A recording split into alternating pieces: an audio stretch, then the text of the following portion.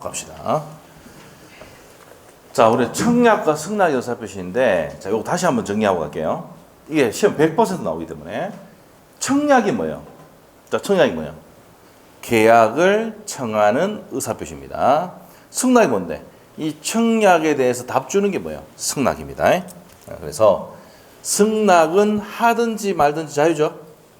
해야 되고, 자, 요거 청약과 승낙의 의사표시 상대방이 이제 반드시 구분해야 되는데, 청약의 상대방은 특정입니까? 불특정입니까? 특정이 아니니까 불특정이죠. 불특정 다수 얘기할 수도 있고, 승낙의 상대방은 뭐예요? 특정. 이거 반드시 구분해서 해야 됩니다.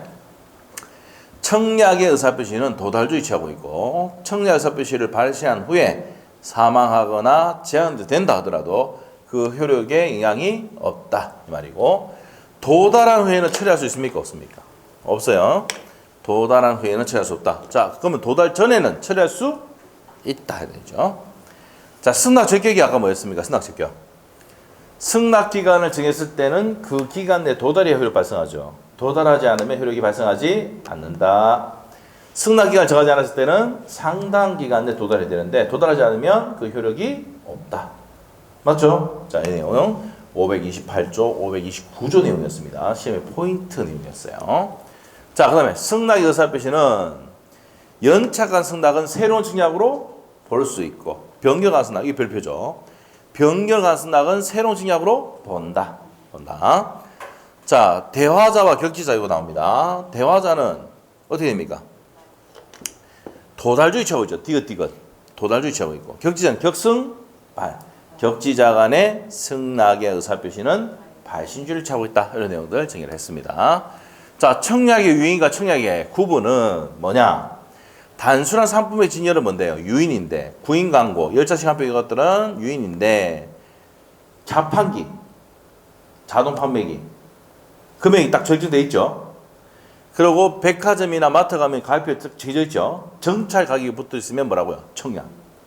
단순한 상품의 진열은 뭐라고요? 유인. 자, 중요한 건 판례 두 가지 딱 해놨잖아. 뭐 분양 광고는 뭐라고요? 청약의 유인. 그 다음에 또 견적서 제출은 유인입니다. 맞죠? 요거 33회 되시면 나왔다고 했죠. 자, 이런 것들이 청약과 승낙에 관한 내용이었습니다. 자, 그 다음에 넘기면 이제 계약 체결상의 과실 책임 나옵니다. 계약 체결상 책임. 자, 요 내용은요, 우리 판서 노트의 5페이지.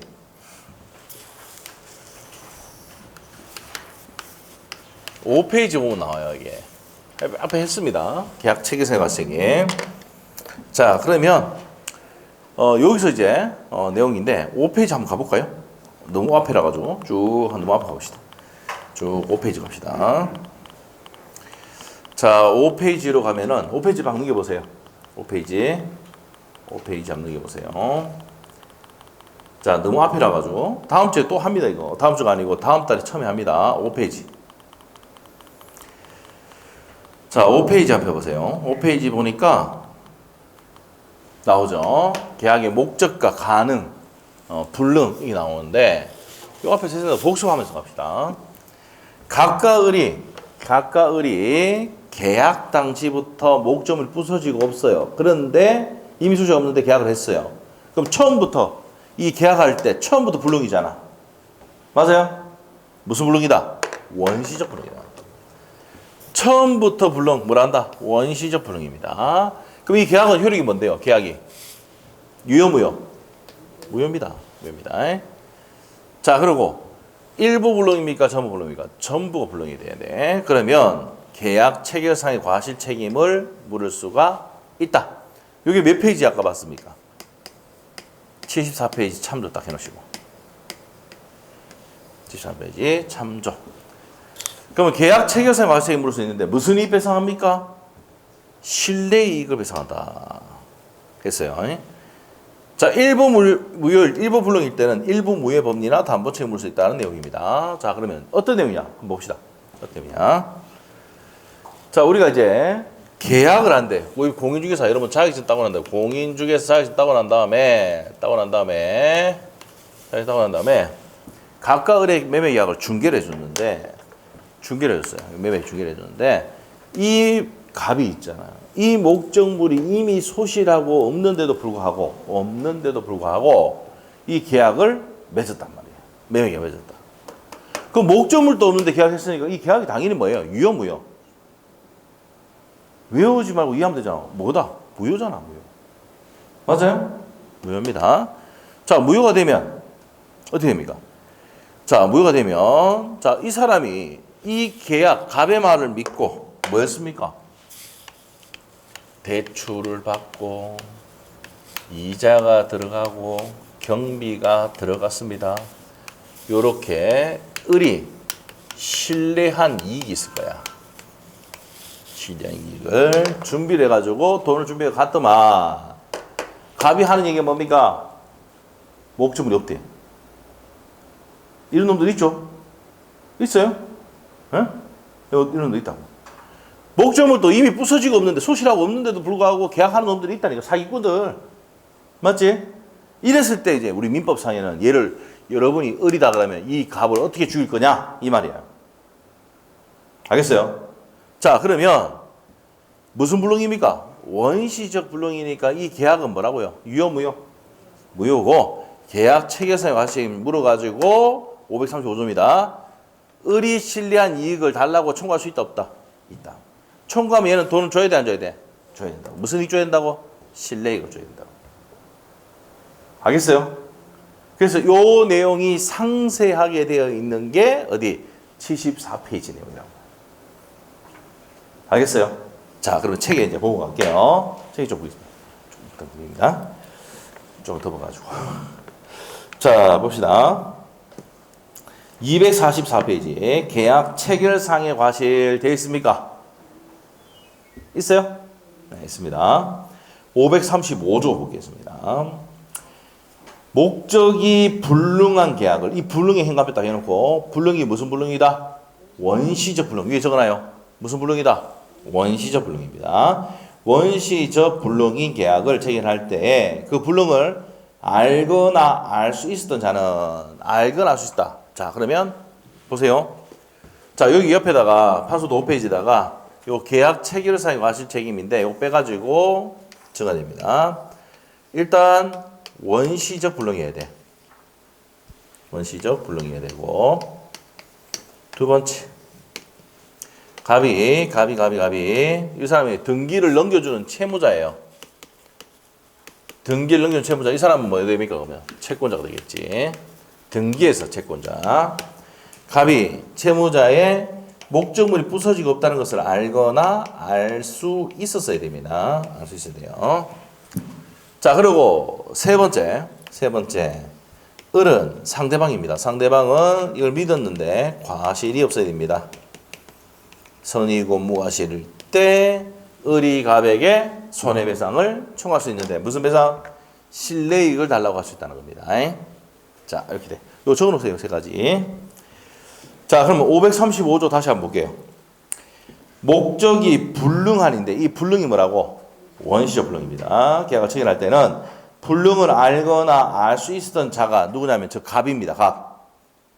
불능 알거나 알 수 있는 자. 악이 알거나가 뭐야? 악이 알 수 있었던 자가 뭐라고? 과실 있는 자가 상대방이 그 계약을 유효를 믿음으로써 인한 받은 손해를 배상해야 된다. 그럼 누가 배상해야 됩니까? 갑이 을에게 배상해야 된다 이 말이야. 맞아? 자, 갑이 을에게 배상을 해야 된다고. 무슨 한? 신뢰한 이익을. 자, 그래서 읽어볼게요.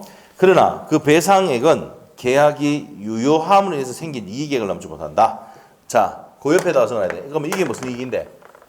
이행이익을 넘지 못합니다.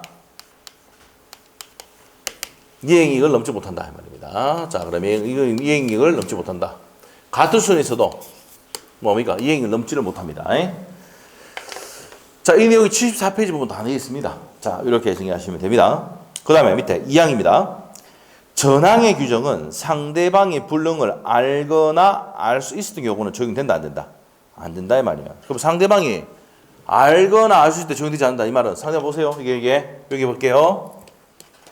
알거나 또는 알 수 있었을 때는 적용이 돼야 안 돼. 안 되니까 반대로 가면 뭐야? 악이 반대가 뭐야? 선의. 과실 반대가 무과실이야. 이랬을 때 적용한다는 거야. 악의 또는 과실일 때 적용되지 않으니까 선의 무과실 때 적용한다 이 말입니다. 그래서 535조의 내용에서 성립 요건이 딱 나온다고요. 알겠습니까? 자, 그러면 이제 책에 보도록 할게요. 자, 244페이지 한번 보세요. 맨 밑에, 법조문 밑에. 계약 체결상의 과실이란 계약 성립 과정에서 당사자 일방의 기책 사유로 상대방에게 손해를 준 경우를 말하는데 이때 뭘 한다고요? 계약 체결상의 과실행위를 한다. 줄만 끊으면 되고 옆에 페이지 갑니다. 옆에 페이지 535조의 요건에서 동그라미 1번, 2번, 3번 딱 묶어놓으시고 원시적 전부 불능이 됩니다. 그리고 첫 번째 줄 것이고 원시적 불능이기 때문에 계약은 유효, 무효? 이미 부서지가 없는데 계약했으니 그 계약 자체가 처음부터 불능이니까 무효죠. 처음부터 뭐야? 원시적 불능이다 말이야. 자, 그 다음에 이제 2번, 동그라미 2번 바로 갑니다. 동그라미 2번. 자, 그 다음에 일방이 악의 또는 과실인데 계약의 당사자 일방이 그 불능을 알거나 알 수 있어야 한다. 이렇게 되고요. 상대방은 또 뭐 해야 됩니까? 저기서 그러면 요 2번 옆에다 갑이라 적어주세요. 갑이 뭐야? 선의 악의 또는 과실이 있어야 되고 을은 뭐 해야 됩니까? 선의이고 무과실이 됩니다. 그래서 첫 번째 줄 주시면 돼요. 상대방은 선의인과 동시에 무과실해야 한다. 그래서 그 믿었음에 대해서 손해를 배상해야 됩니다. 효과 볼게요. 효과. 자, 두 번째 줄까지 줄 것이면 돼요. 핵심은 끝에 있습니다. 신뢰 이익을 배상해야 된다. 갈로 돼 있죠? 있습니까? 그럼 신뢰 이익이 뭔데? 여기 보세요. 여기가. 신뢰 이익이 아까 뭐랬어? 이 갑의 말을 신뢰해가지고 대출받고 이자들하고 경비 들어갔던 이 돈을 준비해 갔더만은 목적물이 부서지고 없대. 야, 이거 니 왜 거짓말 하는데 이랬더만은 우리 갑이 뭐랍니까? 하는 얘기가. 미안하다. 그냥 재밌어서 했다. 죽이버야 되죠. 가만 놔두면 안 되죠. 맞지? 그럴 때 어떻게 된다고? 그럴 때. 이 535조 가져와서 신뢰이익을 배상해달라고 청구할 수 있다는 거예요. 알겠지? 여러분이 자격증 따고 난 다음에 이 둘이가 계약을 했는데 목적물도 이미 없는데도 소실하고 없는데도 계약을 했단 말이야. 그러고 난 다음에 이제 뭡니까? 얘가 계약하러 갔더만은 어떻게 됩니까? 돈도 뭐 목적물이 없대. 그리고 얘가 찾아와서 여러분들 물어보겠지. 죽일 사람 저거 어떻게 죽입니까? 그러면 형법상 사기죄가 되는 거야. 예? 목적물도 없는데 계약했으니까. 맞지? 우리 민법상 어떻게 되는데? 계약 체결상의 과실죄 묻는 거야. 알죠? 그러면 네가 신뢰했던 들어갔던 대출 받았던 뭐 이자 들어갔던 경비 다 달라고 할 수 있다. 알죠? 이제 청구하면 판사한테 가면 판사가 뭐랍니까? 535조 딱 해가지고 신뢰 배상해. 요거 들어갔던 대출 이자 2억 받았다. 이자 얼마 들어갔고 경비가 얼마 들어갔으니까 더 줘. 판을 때려본다고. 알겠어요? 그래서 이 민법 공부를 배워야 되는 이거야. 이런 일이 생기면 바로 이렇게 설명해 줘야 되거든. 이런 일이 생기면 제일 먼저 뛰어가서 하는 얘기가 중개사한테 찾아간다니까 여러분한테. 정말 저 목적물도 없는데 계약해가지고요. 미치겠습니다. 목적물도 없는데 계약했습니다. 이거 어떻게 처리할까요? 사기죄로 고소해. 형법상은 사기야. 민법상은 뭔다고? 계약 체결상의 과실책임. 네가 신뢰했던 비용 다 달라고 할 수 있다고요. 알겠습니까? 사기증 따고 되겠나 모르겠다. 알죠? 나중에 막 1년 동안 하면 되겠지 뭐. 알죠? 이게 설명해야 된다고. 바로바로 나와야 돼. 바로바로. 그래야 뭡니까? 전문가지, 전문가. 알겠죠? 그래서 민법은요, 중개사 할 때 민법 깔고 가야 됩니다. 기본 깔고 가야 돼. 쭉 깔고 들어가서 해야 됩니다. 알죠? 잘하는 사람들, 민법 잘하는 사람들입니다. 전부 다. 알죠? 네. 이런 내용 알고 있어야 되니까. 자, 그래서 내용 설명이 됐습니다. 자, 그러면 그렇게 되고, 자, 245페이지에 쌍무계약의 효력 나와 있는데, 여기서부터는 지금 시간이 거의 다 됐어요. 그래서 요거는 다음 주에 하도록 하겠습니다. 알죠? 다음 주에 합니다. 자, 다음 주에 하고, 자, 우리 좀 복습하고 마치도록 할게요. 자, 마치도록 합니다. 자, 그러면 일단 우리가 70페이지 한번 펴보세요. 70페이지로 가겠습니다. 70페이지. 판소트 70페이지 한번 펴보세요. 자, 판소노트 70페이지로 가면은, 자, 70페이지 가니까 계약에 대해서 나오죠. 나옵니까? 자, 읽어보겠습니다.